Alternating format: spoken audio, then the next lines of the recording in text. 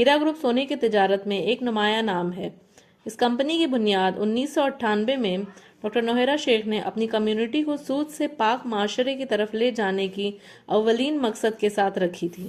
Doctor Nowhera شیخ کی قیادت میں کمپنی جلد ہی ہندوستان کے کئی ریاستوں میں اپنے کاروبار کو بڑھانے میں کامیاب ہو گئی۔ بہت سے غریب اور متوسطہ خاندانوں نے تجارت کے لیے کمپنی میں سرمایہ کاری شروع کر دی۔ چند سالوں میں ان میں سے اکثر نے اپنی سرمایہ کاری سے دگنا فائدہ حاصل کیا۔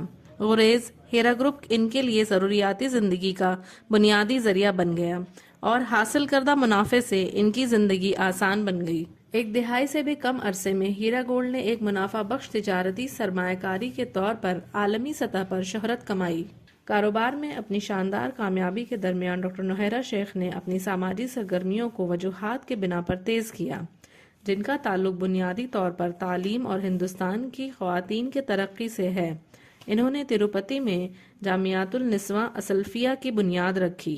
اب تک 5000 سے زائد لڑکیاں اپنی مذہبی اور دنیاوی تعلیم بالکل مفت میں جدید ترین سہولیات سے حاصل کر چکی ہیں۔ ڈاکٹر نوہیرا شیخ نے خواتین کی ترقی اور مساوی حقوق حاصل کرنے کے مقصد کے ساتھ اصلاحی تحریک کا آغاز کیا۔ ملک کی ہر ممکن ضرورت مند خواتین تک پہنچنے اور مختلف تنظیموں کے مختلف سماجی کارکنوں کو ایک مشترکہ پلیٹ فارم مہیا کرانے کے لیے 2015 میں ڈاکٹر نوہیرا شیخ نے آل انڈیا مہیلا امپاورمنٹ پارٹی بنائی۔ ڈاکٹر نوہیرا شیخ صاحبہ نے اپنی شاندار صلاحیتوں اور کارکردگی سے تمام امور کا بخوبی خیال رکھا، چاہے ان کا تعلق تجارت سے ہو یا سماجی سرگرمیوں سے۔ ڈاکٹر نوہیرا شیخ صاحبہ کو قومی اور بین الاقوامی سطح پر مختلف تنظیموں اور وزارتوں کی طرف سے مبارکباد دی گئی۔ سب کچھ ٹھیک ٹھاک چل رہا تھا کہ اچانک 8 نومبر 2016 کی آدھی رات کو حکومت نے نوٹ بندی کا اعلان کر دیا۔ اس نوٹ بندی کی وجہ سے پورے ہندوستان میں کاروبار کو شدید نقصان پہنچا۔ لوگوں کا اپنی بنیادی ضروریات پوری کر پانا بھی محال بن گیا۔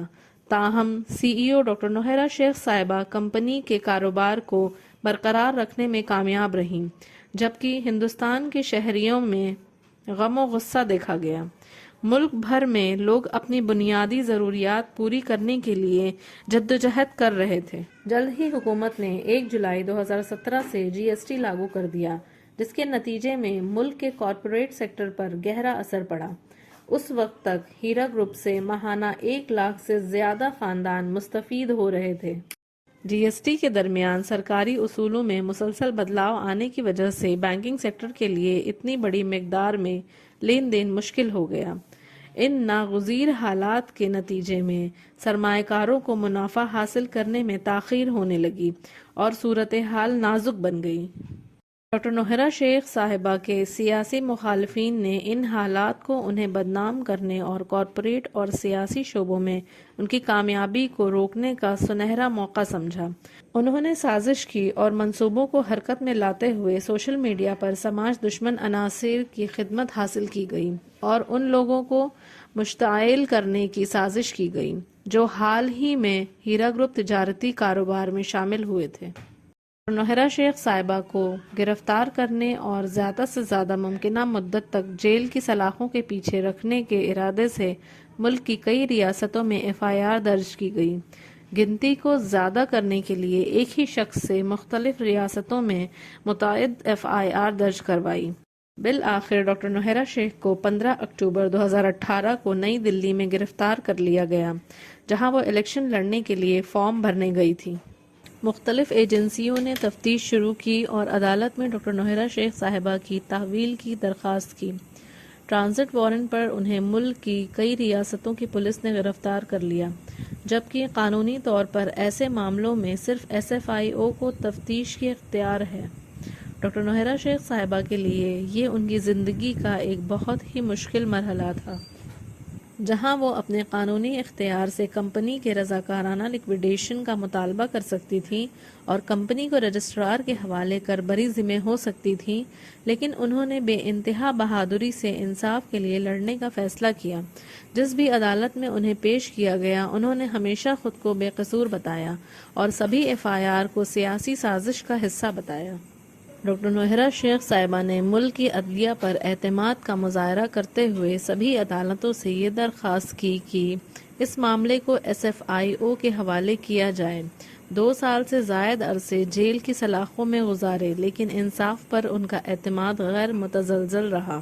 آخر کار سپریم کورٹ نے SFIO کو تحقیقات کا حکم دیا اور 19 جنوری 2021 میں ڈاکٹر نوہرا شیخ صاحبہ کی مشروط ضمانت منظور کر لی۔ انہوں نے سپریم کورٹ کے تمام احکامات پر عمل کیا۔ سپریم کورٹ میں اس معاملے کی 15 سے زیادہ بار سماعت ہوئی اور سپریم کورٹ نے مختلف احکامات میں متعدد مقام پر تحقیقات میں غفلت کا تبصرہ کیا۔ عدالت کی ناراضگی کے باوجود تفتیش ایجنسیوں نے سپریم کورٹ کے احکامات میں کئی امور کی تکمیل نہیں کی ہے۔ دھوکہ دہی کے الزام کے حق میں کوئی ثبوت عدالت میں آج تک پیش نہیں کیا گیا۔ تاہم فی الحال ہیرا گولڈ کیس TSFL کے ذریعے ضبط شدہ ڈیٹا کی عدم دستیابی کی وجہ سے پھنس گیا۔ ہیرا گولڈ صورتحال کو حل کرنے کے لیے SFIO کی ہر ممکن مدد کر رہا ہے۔ سپریم کورٹ میں کیس کی حتمی سماعت جلد ہی متوقع ہے۔